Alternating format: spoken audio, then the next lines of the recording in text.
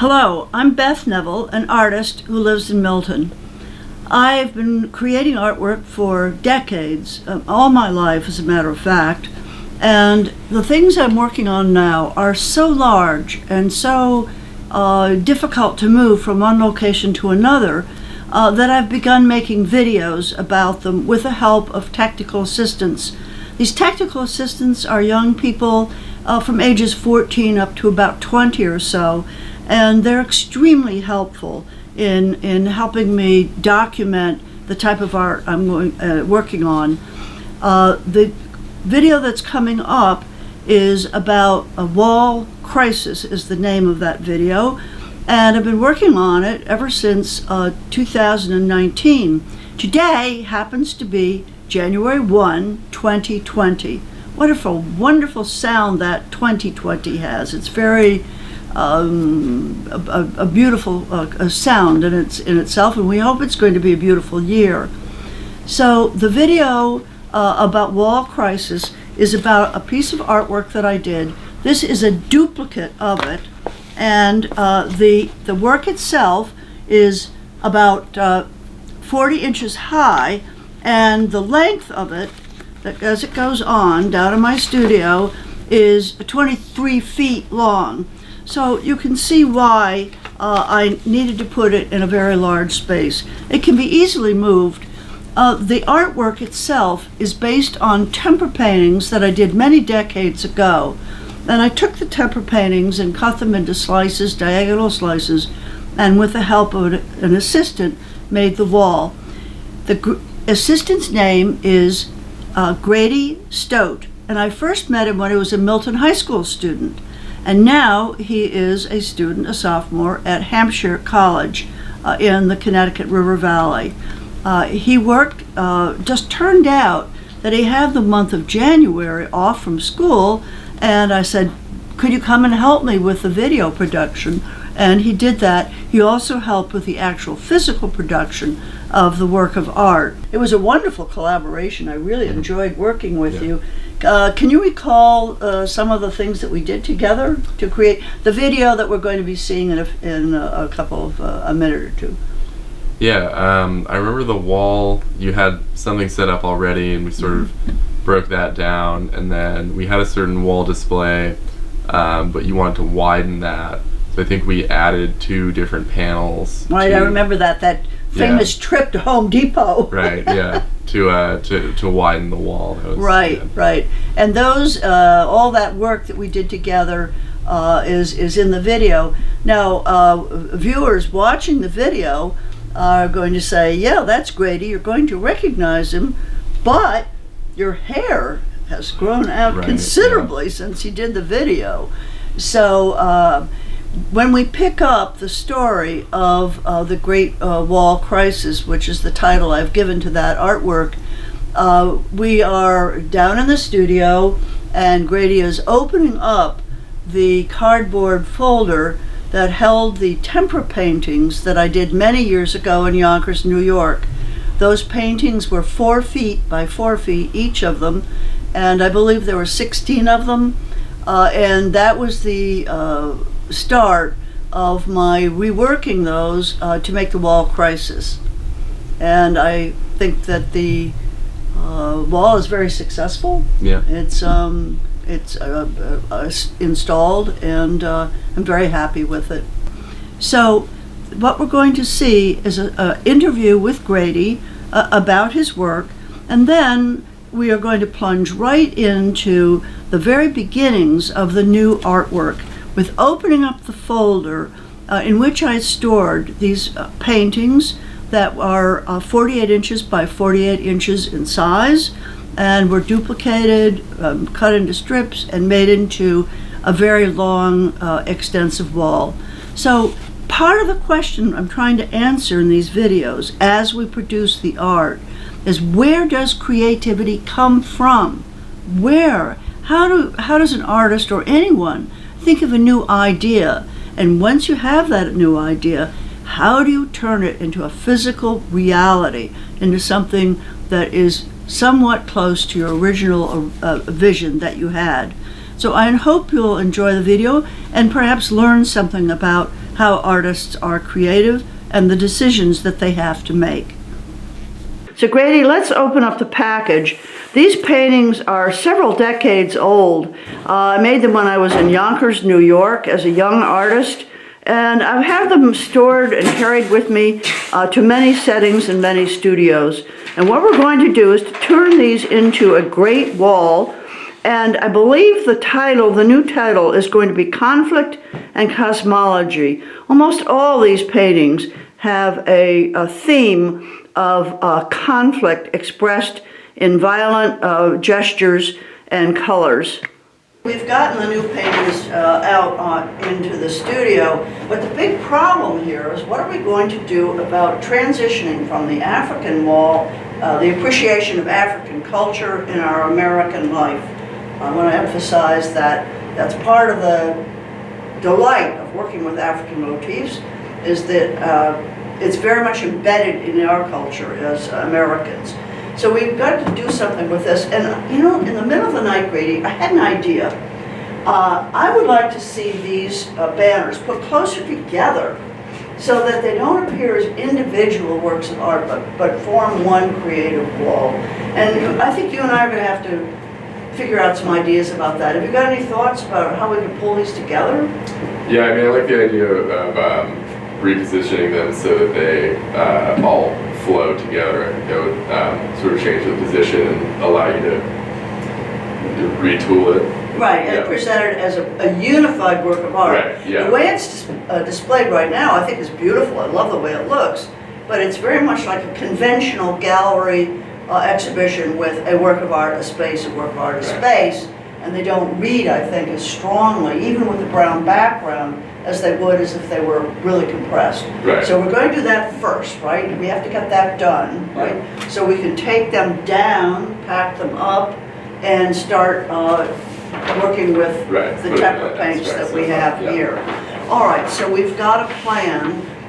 We'll put this part of it aside for a while, and we're going to go back and try to figure out how to get this wall in a more unified appearance. Okay, let's get started on that. All right, about a year ago when I began thinking about making a great wall out of the temper paintings, I very carefully had the temper paintings reproduced at Blick, and I began working with small photographic images of them. And I tucked them very carefully away in a drawer, and a year later I couldn't remember what I did with them, and I was so frustrated. I said, I've got to find all that work I did. So all day yesterday, Grady and I cleaned up and searched through drawers, and finally I found them.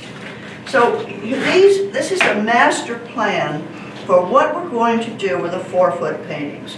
We're going to cut them diagonally into strips, and these are the originals here, like this, all right? And Grady, if you maybe come in a little closer, you can see that these are the original paintings. Then they're going to be cut into these strips and put side by side in one continuous new great wall. And there are a lot of technical problems that we're going to be working on. Grady and I are going to be solving them as we go along. And one of the main ones is how we are going to cut the large paintings. This one, by the way, is very obviously realistic. It's a floral work done at the same time. I think it's important to include that one because it does represent one of the paintings that I did at that time. Very colorful, and it seems to fit right in with the general theme. So we've got a couple more to go. You can see this is going to, when we get this wall done, Grady, it's going to be huge. The question is it going to fit in my studio? That's the last one.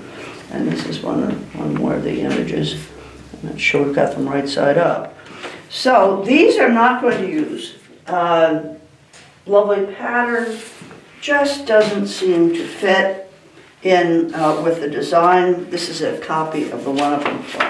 Okay. So that's how the wall should look when we're done. This one's wrong. This is tipped the wrong way. That should be done that way. They should look You know.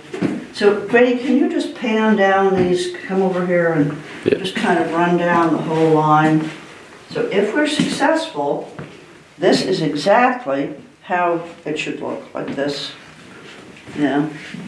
I think it's going to be pretty dramatic. What do you think? I mean, wow. Yeah, dramatic, yeah. How the heck are we going to do it, though, Grady? We've got to use our technical brains to figure this one out. This is my original painting done in Yonkers, New York, many decades ago. It's on very flimsy paper because we didn't have any money at the time. Very violent, angry figure of yellow against the maroons. And here is my photocopy of it on glossy paper. So this will allow me to have a mock-up of what the final wall should look like. So we're going to scan with the camera the top layer. These are all the originals here. Every single one of these, and I believe there are 8 we're using. 1, 2, 3, 4, 5, 6, 7. Yeah, there are 8 that I have restored. Some of them need to be repainted a little bit, restored, and worked on to bring them up to their best possible condition.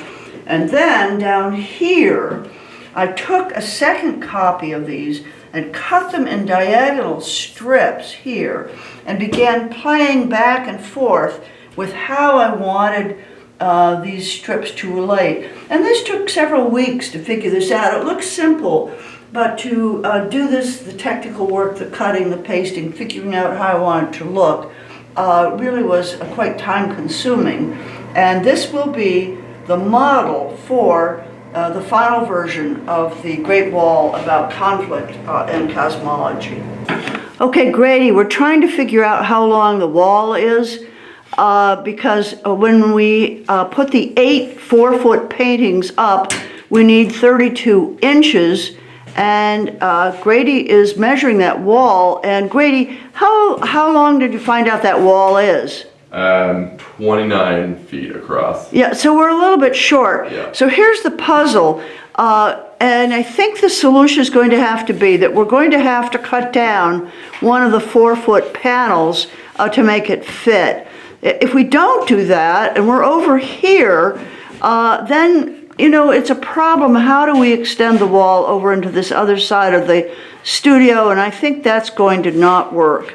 So, Grady, I think the solution is going to be, and here's Grady still measuring the wall, that we end up cutting one down. Grady has been moving the screws over to get the banners put together in a continuous pattern, and this will be very interesting to see how different it looks. Hopefully this will give the appearance of a more continuous, connected wall. And I can see that the spaces at the top and at the bottom are going to have to be filled in with some other type of material, some other color or cloth, in order to get the kind of continuity that I would like to have between the banners to finish the Great African Wall. Next step in putting the Great Wall together with the abstract cosmological paintings, Grady is creating a platform here on which we're going to do the cutting. We have to cut each one of the 4-foot by 4-foot paintings into sections based on a diagonal, and we have to have a board that's flat, sturdy, and capable of taking the cuts, multiple cuts. So, of course, everything's an experiment. We're trying to figure this whole thing out, and we'll just have to see how he's doing with that. Over here, I've set up the templates, the models, for the cutting of the painting so that we can refer back to them. Now, as we look around the gallery, the studio down here, I've got a card table ready, but that card table is not 4 feet by 4 feet. And as we can see, even with the 3 tables down here, there's no place to put the finished product. So while Grady is making cuts, I'm going to have to go off to Staples and buy an additional table in order to complete this project. So we just finished assembling this platform to use as a backing to cut the paintings. And these are the reproductions that we got done at Blick for about $800. what's surprising me is I had remembered that the prints were 48 by 48, but that's incorrect. The largest size that Blick could make on its large-scale printing device was 42. So the finished product, the wall, will be 42 by 42. And you know what, Grady? That might mean that we don't need to extend the wall. Okay, yeah. That's right. They'll probably fit on the wall without having to add the wings or the extensions that I was thinking of. So that's really good news. They may fit perfectly. Yeah. Great. Another surprise, you have to realize it's been almost a year since I had these prints made. And, you know, I've forgotten some things about them. They have the border on. So what we're going to have to do is cut the border off. And we'll either have to cut it, I think we should be cutting it with a mat knife, Grady. That'll give us a sharper, more even cut. If we cut it with the scissors, it's going to be kind of jagged. Yeah. All right, so that's one more task we have to do. And Grady, that'll be a great one for you. Okay? Yep.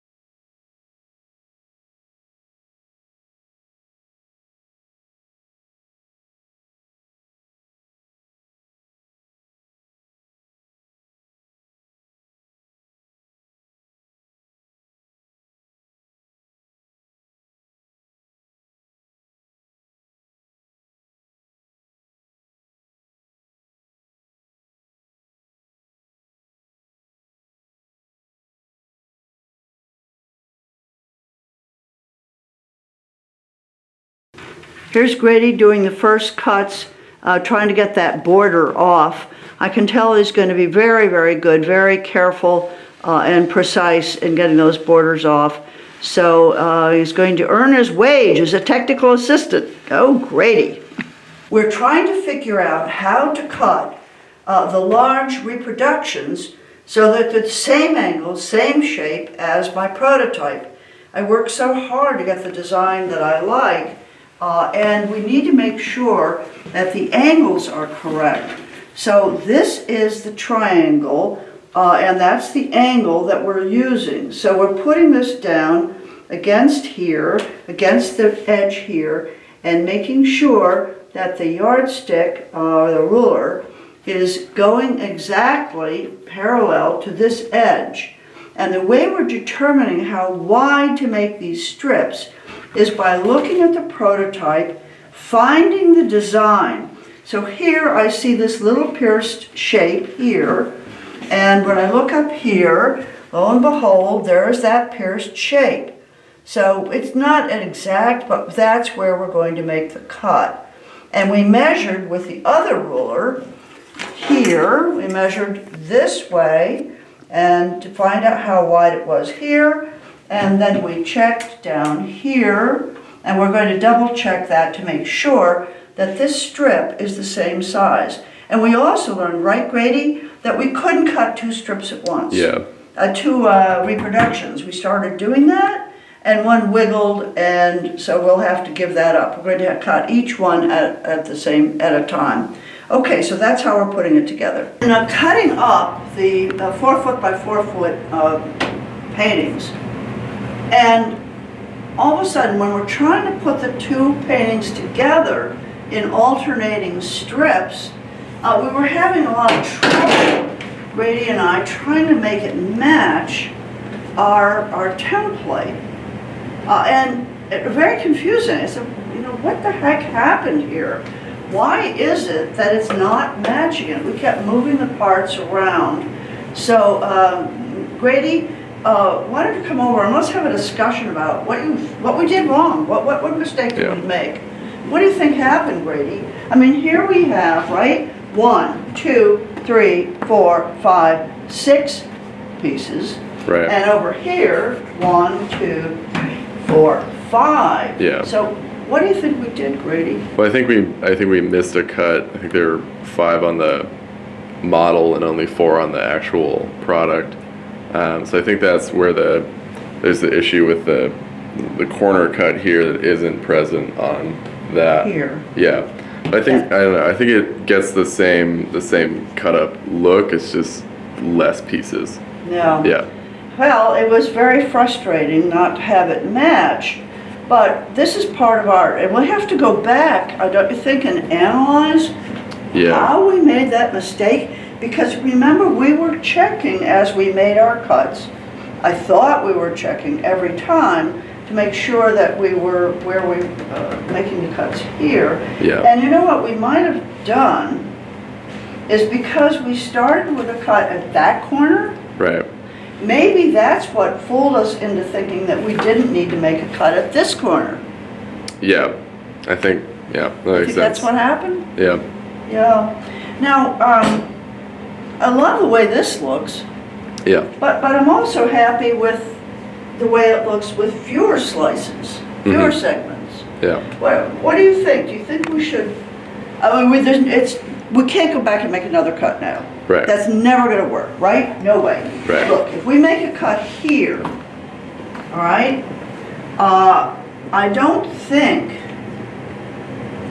would it, if we made a cut here, would it match? It would, wouldn't it? Aren't we missing, this is the cut we're missing. Okay. Yeah. Too busy. Yeah. If we divide this yet one more time, what's your aesthetic feeling about it? It seems to me that it's a plus to have this hole, this one hole. Yeah, I do like the look of that. I think it's okay to sort of change what we were going for with the model there. Right. Yeah. So the question is, do we just say from now on, it's good that we're doing these in pairs, right? This is our first pair. Yeah. And each one of these, the next there, I think what's 4, I can't remember. But anyway, as we work in pairs. So the question is this the way we do it and give up on having as many slices? And I'm beginning to think this is it. Yeah, I agree. Okay, great, thanks. Yeah. Okay, life is full of unexpected surprises that put glitches in your way. And this is one of the challenges of artwork. You think you've got things figured out, and then the whole thing gets screwed up. So the problem is that when we ordered our tape, we ordered gummed tape instead of the press-on linen tape. So I've got 6 boxes of the wrong kind of tape. And what we need to find out now is whether the self-adhesive tape is going to work. So we're going to flip 2 of these sections over and we're going to try the self-adhesive tape. If the self-adhesive tape works, I'm going to drive to Blick this afternoon, turn in the 6 boxes that don't work, and hopefully get the type that does work. Grady's trying to find out whether this gummed tape is going to work. So we've flipped over 2 of the pieces, and what's the next step here, Grady? You're going to try to unroll it, right? Yeah. And the trick is going to be, you only get 1 shot at it because it takes acetate to remove it. So I think it's hard to see the slits, the 2 slits, but I think we've got it pretty well. And just put it down. Yeah, that looks looking good. All right, he's lining it up and trying to center it as best you can, right? Yeah. And the reason for centering is if it shows on the other side, we would like to have it be as uniform as possible. We put the tape on the opposite side, and the white line does show. And you know what, Grady? That's going to be part of the design. Yeah. We're not going to try to disguise it. I originally thought maybe what we should do would be take thin markers and no way, no way. That is going to emphasize the fact that these are segments that are put together and are just going to be part of the design. Yep. So that'll solve that problem. In fact, I think actually it may enhance the final version. All right, we have discovered another major mistake. My assumption was, and never make assumptions, my assumption was that we were working with rectangles that were 42 inches by 42 inches, and that the dimension this way was the same as the dimension that way. So we started cutting this piece based on our diagram here. We were very careful to make sure that we followed the cuts that were in my model. So lo and behold, we put this work on top of the one underneath. They're supposed to match, and we make our first cut. All right, here's our first cut here, cut along here, and we get ready to make our second cut, lining this up down here, and we're coming along, and what's that? What is this? Why are these not matching? So I had to stop everything and try to figure out what's going on. So we took the big ruler. I said, I bet they're not squares. They aren't perfectly 42 by 42. We measured with the large ruler, and sure enough, one is a good 1.5 inches bigger than the other in the dimensions. So this is sort of really a major setback in what we're trying to accomplish here, because now we've already cut this one going the short way when we should have been cutting it going the long way, or vice versa. In any case, every single one of the cuts, this one, this one, this one, and this one, are all wrong. And if we pieced them together with the tape and rotated them, you would see the lines here, these white lines, very distinctly, and then we'd be cutting across this way. Well, that good grief. No, that is absolutely not going to work. So we have to think of a solution, and I think what's going to happen is time-consuming and expensive.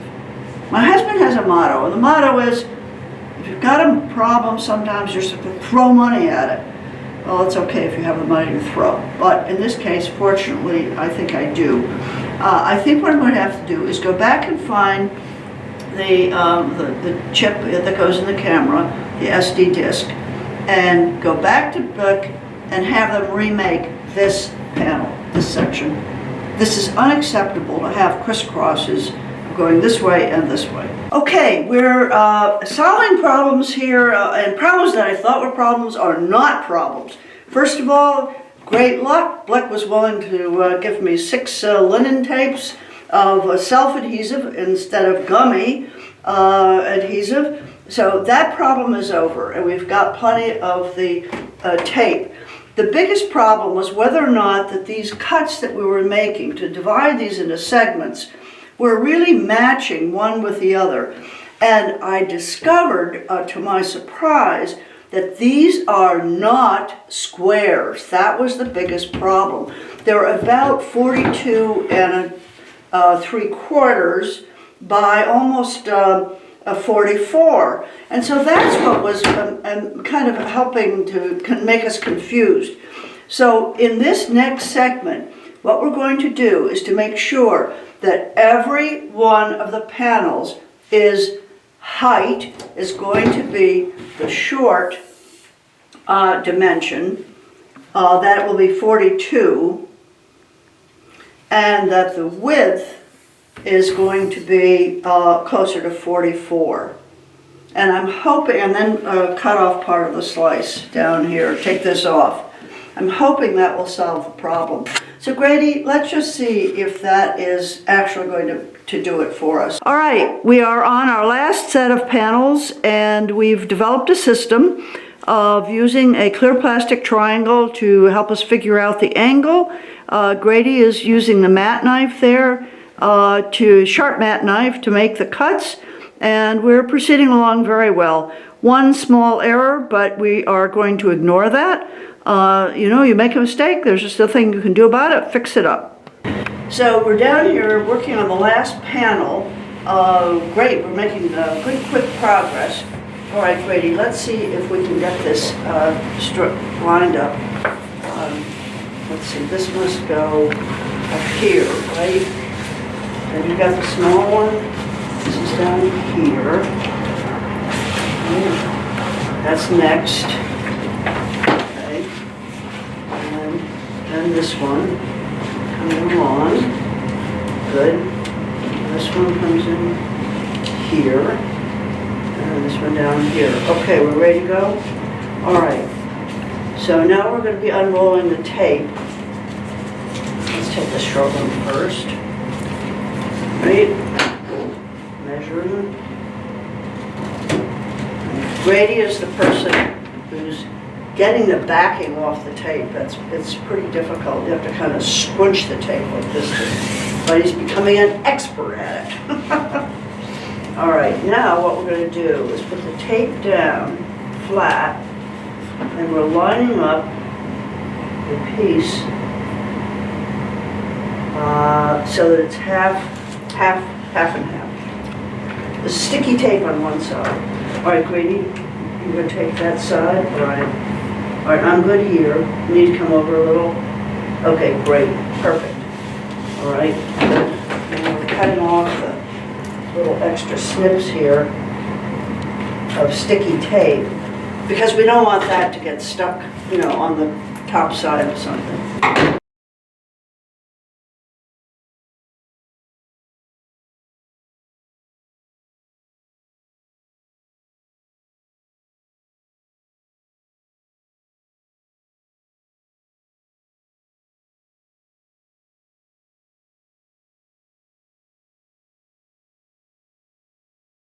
Okay, Grady's in the process of taking down the African banners inspired by African motifs, and we are going to be painting the wall. And of course, nothing is ever easy in artwork. There are always problems. And we've just measured the wall from one end to the other and have found out that it's going to be about 5 feet short for the new wall about cosmological artwork. So that means that somehow or other we're going to have to extend the wall on both ends. And I haven't figured it out, but we will find a solution. Okay, it's important that I preserve these cloth banners with the African motif. It's really sad to take them down. I just love looking at them. It was such an exciting project to work on with the help of so many different people. But it's time to move on and do the next artwork. So what we're doing is taking them down, carefully folding them up, and then I'm going to buy a plastic bin with a good cover on it to preserve them so that they don't get damp or moldy or dusty or have any water damage. All right, Grady and I are down here trying to figure out where the center point of this wall is. We're going to use a really old technique of spreading string from one end to the other, divide it in half to find out the center. And then we're going to use this template, which is the size of the panels, to measure how many boards we can get across, how many panels we can get across. Okay, we're ready to go. Yeah. Using the method of folding a string in half, we've determined that this is the middle of the wall. Now we're going to use our template and we're going to begin measuring exactly how many of the panels, the mural panels, we can get on this wall. Okay? All right, so here is the first one. Okay, the next step is we have to buy 3 more insulation panels. In order to do that, Grady's got to clean out the van. All these things are supposed to be transported to somewhere else because we've got to make space for those 4 by 8 foot insulation panels, and we've determined that we need 3 of them. Ready? Okay, we're back from Home Depot. Success. A little bit of a crisis about what size the board was, how to get much to pay, but we finally have secured 3 pieces of insulation foam to expand the wall. Brady's getting it out of the van. We're going to get it down through the bulkhead and continue the process of trying to rebuild the wall. Grady is getting the foam out, and a bit of a struggle here, given that the spaces are tight. It's going to bring it around the corner somehow, and yes, success, bring it around the corner. It's going to put it down on our tables. We've tried to clean the tables off a little bit, and the first task is going to be to try to add some of this foam to the existing wall that we made some time ago, so that the surface of the wall is more consistent in size. When we built the original wall, we had to figure out a way to attach the insulation foam to the wall, and my other technical assistant, Megan Wilson, and I discovered that a glue gun was very helpful for this. So Grady is putting getting the glue gun together. We're going to put glue on the back of this piece of foam that we've cut, very carefully cut and measured so that it fits perfectly. We've tested it out. It's a great fit. So in a minute or two, we will be doing the gluing. Grady is cutting down on the insulation foam.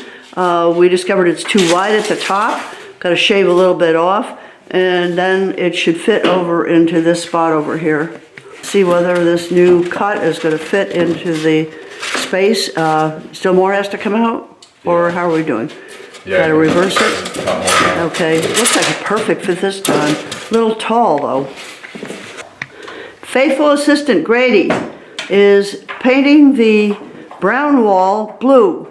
We're transitioning from the African motif art to the cosmological abstract paintings, and that calls for a new background. We safely installed new insulation at both ends, which will be painted, and we'll be ready to go soon. I think we're going to need a second coat, Grady. What do you think? I agree. Okay, great, thanks. Well, the studio is looking pretty blue. We've got blue panels that are going to go on be the two wings, and Grady's put 2 coats on the wall, and we're now worrying about details like the strips that go up at the top of the bottom. So great job, Grady, looking good. Thank you. Grady's not the only one who's doing the physical work. I can still paint even if I am 81. Next step, Grady is filling in some cracks in the insulation foam. It's very distracting to have these vertical cracks, so we're filling them in with spackle, a wood filler, and then we're going to paint over the top. It'll give us a smoother wall. Now, Grady, when we come in, I've decided that what we're going to do up here is to paint the top wall white, so it makes a nice crisp edge up there, and over here where the blue got onto the white wall, we're going to take care of that. That's one job. Then the second job is we're going to take these blue strips that we painted, which are looking really good, and we're going to staple that down at the bottom to cover up that white gap down at the bottom. So those are 2 jobs. And this afternoon, when these dry, they're looking good, the cracks are looking healed, I'm going to put the second coat on these. So when we come again tomorrow, I think we can bevel the edges and see if we can't put them up. And that'll also mean, Grady, that we're going to have to take down the watercolors over there and figure out where they belong. So that's a lot of tasks for tomorrow, but we're ready to go. Here we are in Home Depot trying to find some slats to put on the back of the panels so that they won't warp. What do you think, Grady? Do you see anything you think's going to work? I think this will work. Yeah. Looks pretty good, doesn't it? Yeah. Thin, inexpensive, easy to apply. I think that'll help to reinforce the back. Wouldn't you agree? Yeah. Okay, good. Let's get it. Okay, Grady is measuring that piece of lumber. We've got to have 16 feet, and it's not labeled, so we're trying to figure out here. Okay, Grady, how many feet do you think we've got there? I think one of it is 12 feet. Okay. Wait a minute, hold it. These are too long to get in the car, so Grady's going to try to snap them in half. Okay, Grady, come on, give it a try. Go, go, yay! All right, now they'll fit into our car. Excellent.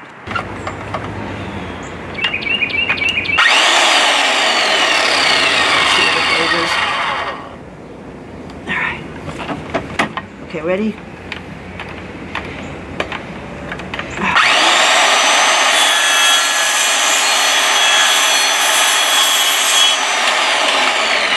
So we're cutting the slats that we bought at Home Depot at 46 inches. It wasn't exactly halfway.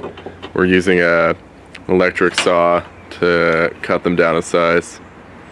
Think about that. Use clamps? Okay, clamps won't work because that's going to indent the foam. Yeah, that's true. But I think we can use books. Grady's on the floor here with a Gorilla Glue, gluing down the wooden slats that we're hoping will help reinforce the foam insulation so that it doesn't split in half or warp. Okay, so I'm going to go look for some books, and I think maybe that'll be the way to go. Yeah. Every once in a while, it's really important to get things straightened out. So Grady has put the supports on one of the blue panels. Now he's working on the other one. But we've picked up all the plastic drop cloths, organized the tools, swept the floor, and there are the strips that need to be put at the bottom of the wall, and we have our tools organized over here. If you don't do that, what happens is you begin having accidents and spilling things, and it's very inefficient. You can't find anything. So every once in a while, a thorough cleanup is absolutely necessary. Next step in the process, Grady is going along the bottom of the wall, stapling in the extra piece of paper so that we no longer see that white board at the bottom. It's visually is very disturbing to see that. And here it comes with another piece of paper. We painted the paper. It was brown before for the African wall, but we painted it blue. And another nice thing about this is that we don't have to risk getting any blue paint on the brown hardwood floor. That's another advantage. Grady's up retouching the wall up at the top where the line between the white and the blue was uneven, trying to create the illusion of a straight line up there.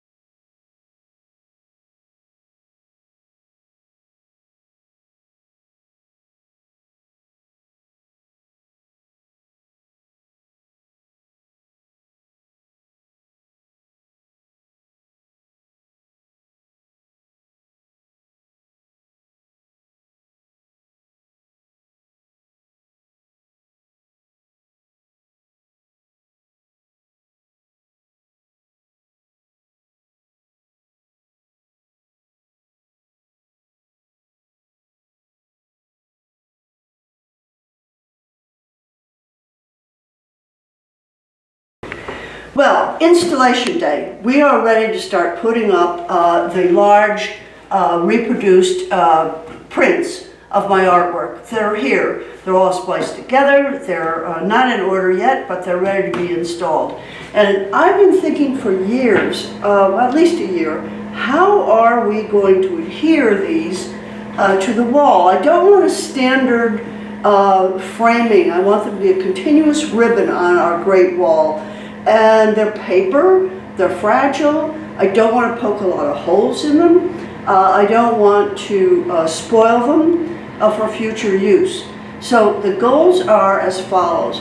We want these to have minimal amount of damage done to them to install them. We have our spongy wall that we've made specifically for this type of problem, but we also don't want to destroy the wall. So it's occurred to me that using the same framing tape that we used to put these together, there's our framing tape on the back, we can use that to install them. So the idea is going to be to measure a piece, that's the right length, take the tape off, and fold it in half this way. Then take this tape, the right size, right length, and put it up against the wall using a level. It's very important that they be level so that they all go in a continuous line, and as we get to the end, they're not going uphill or downhill. So that's extremely important. Now, it occurred to me, this, by the way, we would stick half of this to the wall, and then the other half will go into the prints. In order to make sure this doesn't fall down, we're going to staple this in place. I was thinking, I think we need to do one additional step. I think that we're going to have to make small strips narrow strips out of this, like a lightweight, this is a drawing paper, and adhere that as well. And I think the reason for that is going to be that the tape is cloth, and I'm afraid that if we don't have a reinforcing strip here, it's going to pucker. It's going to go like this. And we really want that to be straight. And the reason for using this paper will be anything else that would add thickness would show on the print. So that's the plan. And we'll have to see whether Grady and I can make it work. Grady and I have been discussing the aesthetic principle by which we're going to put these designs together. Grady, what do you think about our decision? We've made a decision here. Can you explain it? Yeah, well, when we started out, we had the bigger triangle cut in the bottom left corner on each of these, but that created kind of a weird situation where these two didn't look really aesthetically appealing, and the signature right here was upside down. So we decided to flip all of the others in the series to fit that change. I think that looks a lot better. I agree, and we did a lot of discussion about this. Another problem I had with the series was that I think that the two orange flowers, very bizarre orange flowers, down at the bottom, it just didn't seem right. They seemed as if they needed to be up in the air, and it also left the wisteria vines here upside down. So by flipping the entire sequence, I think we have a more satisfactory solution. So now we're really ready to install. We have our theory about how we're going to do the installation, and we have our pattern set. All right, I think what we need to do here is to plan how this is going to look. So you hold it up for me, Grady. Here's our center point. All right, we're going to hold that up. We've got to figure out how to make these things. Wow, boy, I think that looks pretty good. Let's see, though, if we have tables in here. See, when I'm having my art classes, let me get a ruler. We want it above, I think, the level of the table. One of the things that makes me nervous is what happens, 28. Let's go another couple of inches up.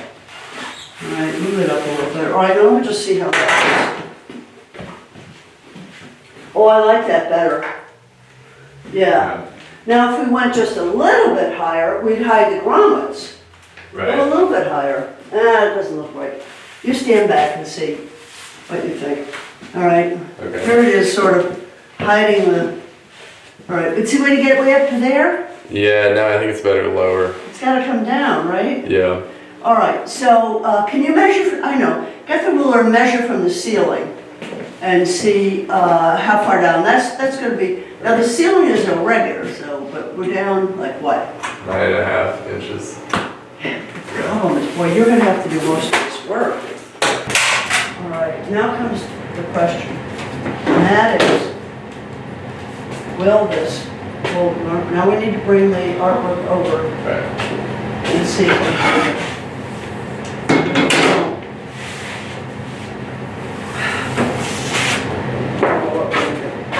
Now we got it right side up?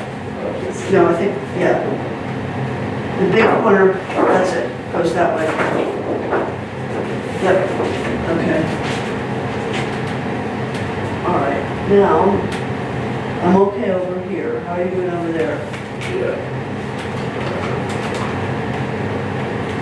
Wait just a minute, I need to get my fingers out of the way. Right.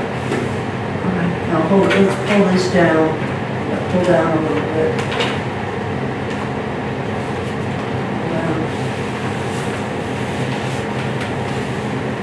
Let's get these more things like forward.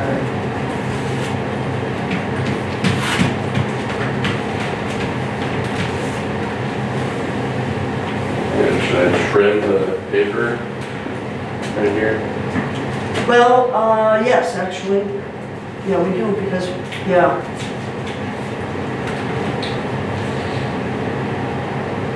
Yeah. All right, we're going to use your arm again.